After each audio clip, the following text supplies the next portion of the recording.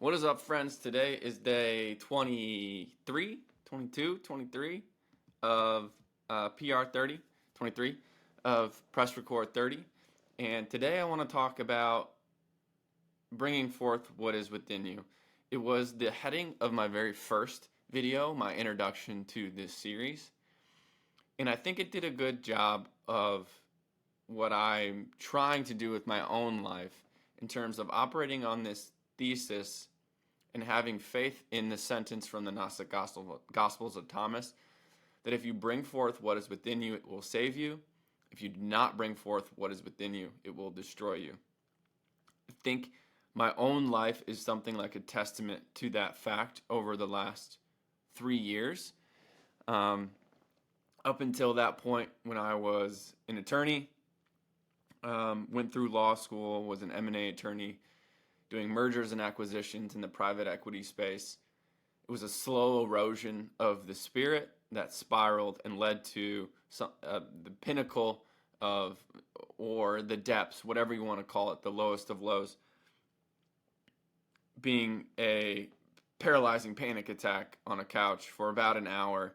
And it was then that I realized this slow suffocation of my spirit was making me anxious and restless and eating away at me. And sort of once I started to live my life aligned with this idea that if you bring forth what is within you, it will save you, there was a sort of flourishing of the spirit that started to show up. Life started to rush back into dry bones. There was a lifting up from the malaise of middle-aged life that occurred. And so I've become a huge advocate of this phrase in general, the idea of bringing forth what is within you as a way of saving yourself and your spirit and sort of navigating the midlife crisis. In Dante's journey, which I talk a lot about, and this idea of coming to a dark forest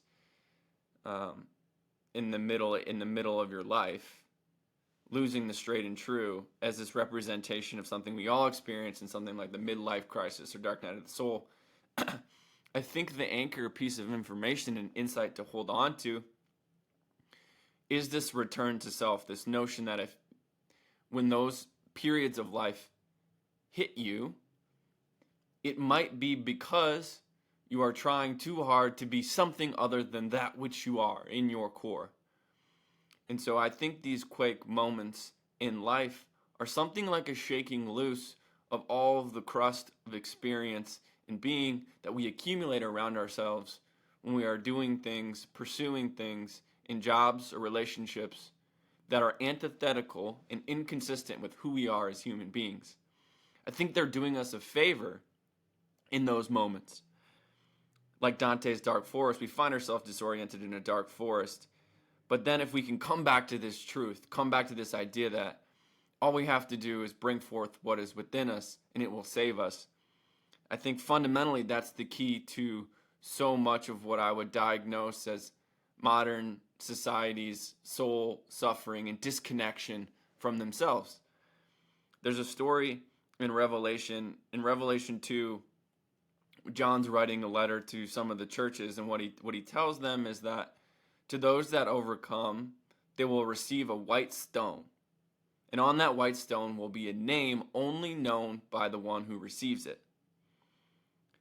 There are a lot of different ways to interpret this story. One interpretation, which happens to be the inspiration behind the name of the church in Austin that I've recently started listening to, is that this white stone is a representation of something like what they would call the God-authored identity, or who we are at our core of cores, in our heart of hearts. And there is a slow progression that we can make toward sort of what is within us, that there is something in terms of identity, there's a name we have that in life, the more we approach that core of cores, that heart of hearts, the more we feel aligned with the divine, our divine identity. The more that we feel ourselves flourish in the light and stream of the eternal. That is fundamentally what lies at the core of this idea of receiving a white stone. And I think it's also the same thing that we're talking about when we're talking about bringing forth what is within us. You know, the Greeks had the idea of each person has a daemon. The Romans would call it a genius or a genie. Pressfield talks about this in The War of Art. The idea that there is a spirit assigned to us at birth that represents something like the soul. Socrates' whole life, he talks about the oracle and apology. We talked about the apology. And he basically makes the case that he tried to live his life in such a way that nothing he did was objected to by his oracle. We can talk about this in the same way in the context of the daemon or the genie and say that the good life is one which is fully aligned with that spirit you carry inside you, that core of cores, that heart of hearts. This underlies the Greek concept of eudaimonia, or of the spirit, and the idea that the good life, the flourishing soul, comes when we are living aligned with the spirit inside us, when the lowest us is connected to the highest, when the spirit in us is connected to the capital S spirit.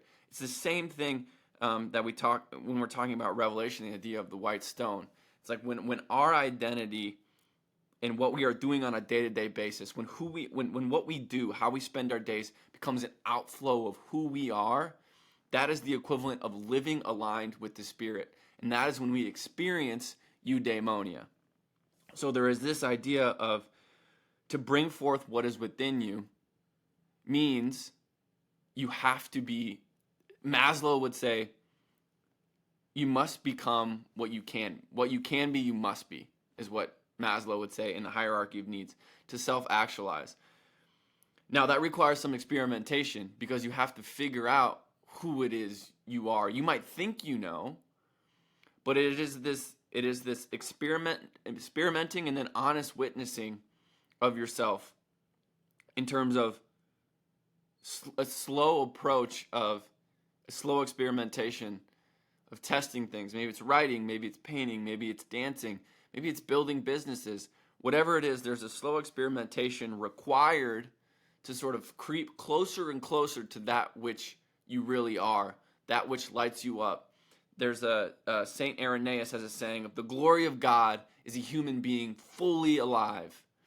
And that is a person, when they're operating in their gifts, the things that they have, what they were given, they glow. And that's the idea of the burning bush also that we've talked about a lot, or that I've talked about previously. When Moses finds the burning bush in the presence of being itself, there is this sense where the bush is burning, but it is not consumed, because the laws of nature that say those two things are mutually exclusive are suspended in the presence of the I am. In the same way, we might be said that when we are in the presence of the I am, when we find ourselves soaking in the glow of being itself, we can burn but not be consumed. There is a brightness that comes from us when we operate in that capacity. That fundamentally is why I feel so passionate I've felt the effects of coming alive as I started to bring forth that which is within me, and so I've become one of its biggest advocates. And for anybody out there who might be feeling restless or feel like they're caught in the valley of middle-aged life, my plea to you would be to start trying to bring forth what is within you, whatever it is, because what you find in your core of cores is the divine. You don't find more of yourself, in my opinion, if you're searching truly and authentically.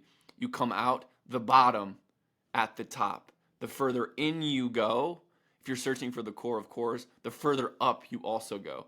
And that is what lies at the center of this idea to bring forth what is within you. This is our mission. The soul's dream is the life's purpose. That's enough for today. I hope you enjoyed. Until next time, peace.